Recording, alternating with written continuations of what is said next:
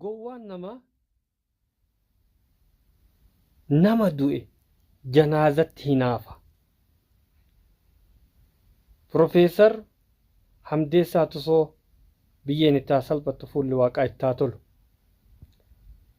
Gowwaan akeekaa fi kaayyoo qabsoo bilisummaa Oromoo hin beekne maaliif alaabaadhaan awwaalamaa jedha. Maaliif beektaa? Gowwaasii haa galu.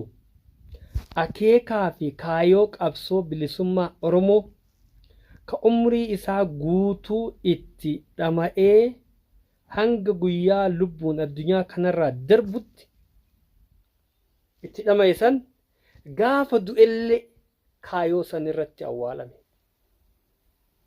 Laalsii haa galu. Gaafuma du'es kaayyoo saniin awwaalame. Hin jijjiirre.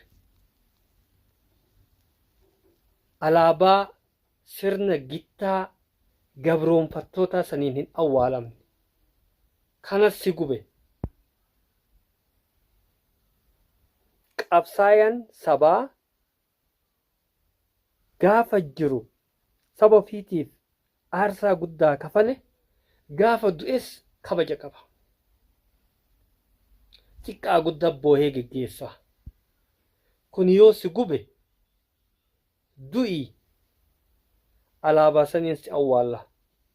Yoo sanuu saba kanaa waa gootee qabaatte hinaaftuu janaazatti hinaaftu.